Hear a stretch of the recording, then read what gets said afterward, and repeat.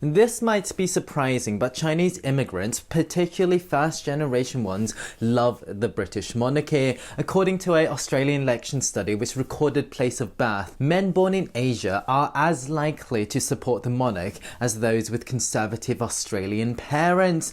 This aligns with the anecdotal data that I have talking within Chinese circles that also include Chinese English and Chinese Canadians. This flies completely against the recent headlines where in the UK nearly 4 in 10 Gen Z support the abolishment of the monarchy, and in Australia almost 70% of Gen Z support the Republican movement.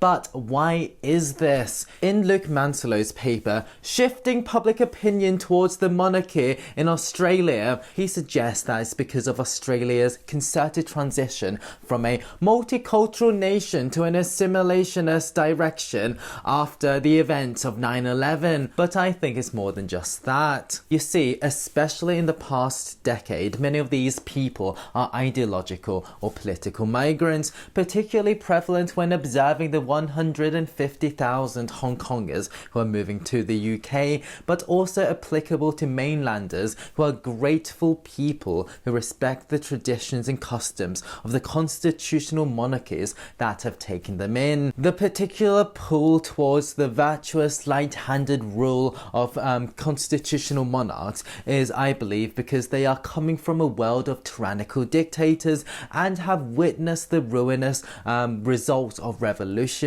and have observed the instability of demagogues arising from unmoderated republics. In keeping with their preference for safe stability, they have a strong reverence for tradition, unlike many in the modern West. This is why they often cite the mantra 5,000 years of Chinese civilization, which most of them know is a farce, especially since most of it was destroyed during the revolution. But the British royal family does have a credible lineage going back a millennia, and the coronation, which is the ultimate expression of historical gravitas, is something the Chinese can only look upon with envy, for their millennia-old royal traditions were forever destroyed over a century ago. We also need to understand that East Asians are generally culturally conservative, and in a Western world that is culturally dominated by the ideology of the intersectional feminist left,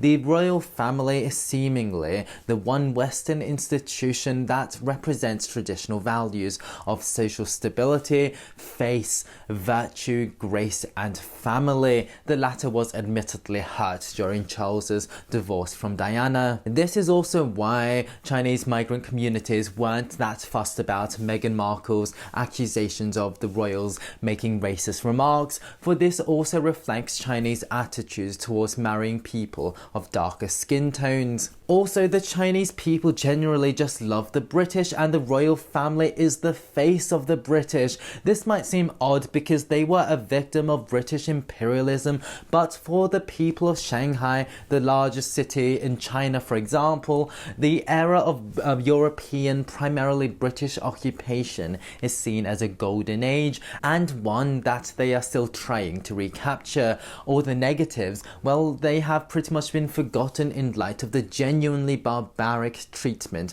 they suffered under the Japanese. This British nostalgia is strong. The Conversation carried out a survey in China that discovered that 17% of luxury products were purchased because of a royal connection, and that even a town in Shanghai called Thames Town, that is essentially a recreation of an English town.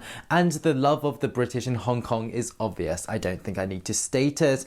And lastly, the idea of dedicating your life to the duty of your people and your country is still something that holds importance to the Chinese, while in the West this notion has been eroded by individualistic liberalism. Back in China, where public officials only seem to serve themselves, the royal family, especially the example set by the late Queen Elizabeth II, who sacrificed her individual desires to do her duty and dedicate her whole life for public service, is the epitome of virtue.